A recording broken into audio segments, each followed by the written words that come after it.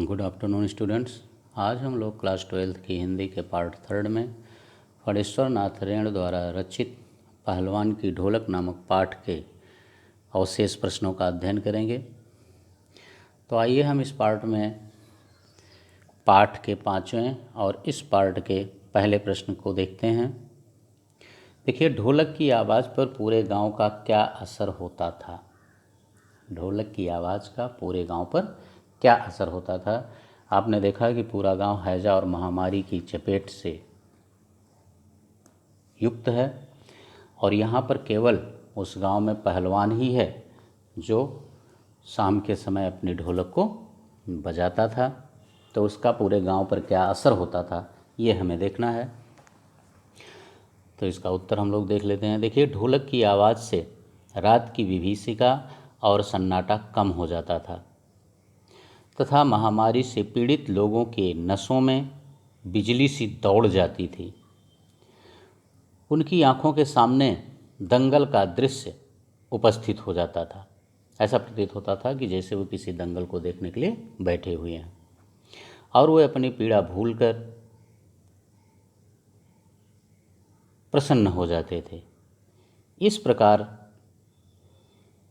ढोलक की आवाज़ मृत प्राय गांव वालों की नसों में संजीवनी शक्ति भर देती थी, जो उन्हें बीमारी से लड़ने की प्रेरणा देती थी। तो ये होता था गांव वालों पर उस ढोल की आवाज़ का असर। ठीक है ना। आइए हम पाठ के 6ठे और पाठ के दूसरे प्रश्न का अध्ययन करते हैं। देखिए, महामारी फैलने के बाद गांव में सूर्योदय और सूर्यास्त के दृश्यों में क्या अंतर होता था। उस समय गांव में सूर्योदय और सूर्यास्त में काफ़ी परिवर्तन हो चुका था, क्योंकि महामारी फैलने के बाद गांव में सूर्योदय और सूर्यास्त के दृश्य में बहुत अंतर होता था। सूर्योदय के समय कलरव, हाहाकार तथा हृदय विदारक रुदन के बावजूद भी लोगों के चेहरे पर चमक होती थी, क्योंकि प्रातःकाल रात में जो लोग जिनकी मृत्यु हो जाती थी उसे लोग ले जा कर के बाहर फेंक देते थे नदी में, तो जिससे हाहाकार होता था और लोग अत्यधिक दुखी होते थे। उसके बाद भी ऐसा माना जाता है कि कोई भी कष्ट हमारा रात्रि के समय अधिक बढ़ जाता है और सुबह होने पर वह कष्ट स्वयं ही कम हो जाता है, उसकी पीड़ा कम महसूस होती है, ऐसा लोगों का मानना है। तो इसीलिए उनके चेहरे पर भी चमक होती थी और वे एक दूसरे को सांत्वना देते थे। लेकिन जब वहीं सूर्यास्त होता था तो ठीक इसके विपरीत पूरा परिदृश्य ही बदल जाया करता था। लोग घरों में दुबक कर बैठ जाते थे, वे चूं भी नहीं करते थे। पाठ में आपने पढ़ा है कि केवल रात्रि की उस शांति को पहलवान की ढोलक, कुत्तों और श्रृंगालों का रोना ही भंग करता था। गांव में कहीं किसी प्रकार की कोई ध्वनि नहीं होती थी, केवल लोगों का कराहना ही सुनाई पड़ता था। इसीलिए यहाँ लेखक कह रहा है कि लोग घरों में दुबक कर बैठ जाते थे और वे चूं भी नहीं करते थे। यहाँ तक कि माताएं अपने दम तोड़ते पुत्र को भी बेटा नहीं कह पाती थी। ऐसे समय में केवल पहलवान की ढोलक सुनाई देती थी और वह मानो जैसे महामारी को चुनौती दे रही हो। यानी केवल महामारी को चुनौती देती हुई पहलवान की ढोलक ही सुनाई देती थी। ठीक है, ये था 6ठे प्रश्न का उत्तर। आइए अब हम 7वें प्रश्न का उत्तर देखते हैं। कुश्ती या दंगल पहले लोगों और राजाओं का प्रिय शौक हुआ करता था। पहलवान राजा एवं लोगों के द्वारा विशेष सम्मान दिया जाता था। यानी राजा जो थे वो पहलवानों को सम्मानित करते थे और लोग भी उनका सम्मान करते थे। इस प्रश्न का उत्तर हमें 3 खंडों के माध्यम से देना है, जिसमें इसका पहला खंड कह रहा है ऐसी स्थिति अब क्यों नहीं है। पहले तो ऐसा था, लेकिन अब ऐसी स्थिति क्यों नहीं है। देखिए, पहले मनोरंजन के साधन कम थे। लोग कुश्ती को मनोरंजन का अच्छा साधन मानते थे, अतः राजा महाराजा जो थे वो कुश्ती का आयोजन किया करते थे। लेकिन जैसे जैसे मनोरंजन के साधन बढ़ते गए, कुश्ती की लोकप्रियता घटती गई और अब पहले जैसे राजा महाराजा भी नहीं रहे जो इस प्रकार के दंगलों का आयोजन कर सकें। इसीलिए कहा गया है कि अब पहले जैसी स्थिति नहीं रही है। ठीक है ना। आइए अब हम इसका खा खंड देखते हैं।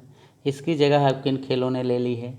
देखिए, कुश्ती की जगह अब तमाम खेल आ गए हैं, जैसे क्रिकेट है, फुटबॉल है, टेनिस है, हॉकी है, वॉलीबॉल है, आदि तमाम खेलों ने इनकी जगह ले ली है। इसका गा खंड देखते हैं।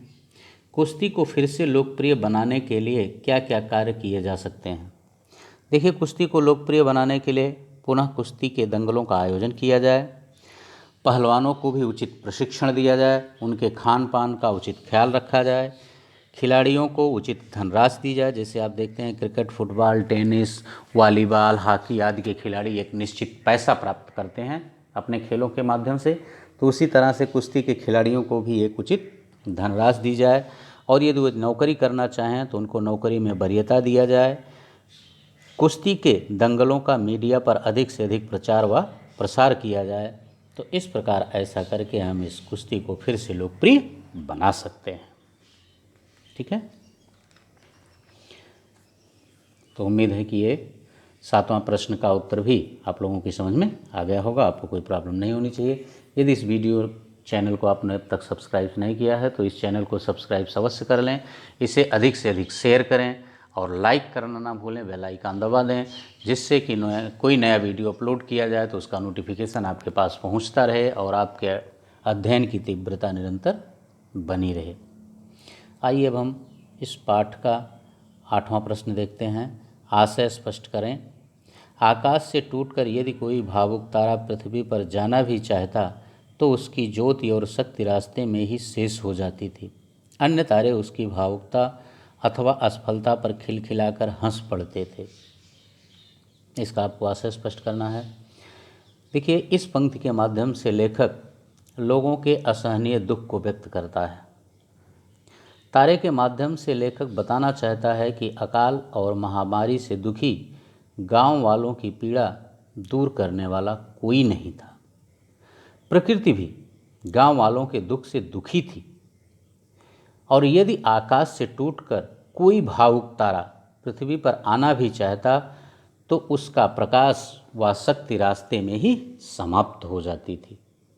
यानी यदि कोई तारा आकाश से भावुकतावश टूट करके पृथ्वी पर आकर के यहाँ लोगों की मदद करना चाहता तो उसकी शक्ति और प्रकाश बीच में ही समाप्त हो जाते थे, जिससे उसके भी यहाँ आने का कोई अर्थ नहीं होता था। इसके माध्यम से लेखक यह बताना चाहता है कि तारे चमकते हुए तो प्रतीत होते हैं और टूटा तारा समाप्त हो जाता है। यानी यदि तारा टूट गया तो फिर उसकी चमक और शक्ति दोनों समाप्त हो जाती है। जब तक वह टूटता नहीं तब तक वह आकाश में चमकता हुआ दिखाई देता है। यह था 8वें प्रश्न का आशय। आइए अब हम इस पाठ का 9वां और अंतिम प्रश्न देखते हैं। पाठ में अनेक स्थलों पर प्रकृति का मानवीकरण किया गया है। पाठ में ऐसे अंश चुनिए और उसका आशय स्पष्ट कीजिए। देखिए, मानवीकरण आप लोग जानते होंगे, पिछली कक्षाओं में आपने एक मानवीकरण अलंकार पढ़ा है। तो मानवीकरण उस वहाँ किया जाता है जहाँ प्रकृति को मानव के समान आचरण करता हुआ दिखाया जाता है, वहाँ पर मानवीकरण अलंकार होता है। तो यहाँ देखिए, पाठ में ऐसे कुछ वर्णन आए हैं जो प्रकृति को मानव के समान आचरण करते हुए दिखाए गए हैं। जैसे एक जगह आया है, एक लाइन देखिए आप, अंधेरी रात चुपचाप आंसू बहा रही थी। जबकि रात आंसू नहीं बहाती, रात जो है ये प्रकृति निर्मित है। रात और दिन ये मानवकृत नहीं है, प्रकृति बना रही है इसे। तो रात चुपचाप आंसू बहा रही थी। आइए अब इसका आशय देख लेते हैं। देखिए, गांव में हैजा और मलेरिया फैला हुआ था। महामारी से लोग मर रहे थे, चारों ओर मौत का सन्नाटा छाया हुआ था।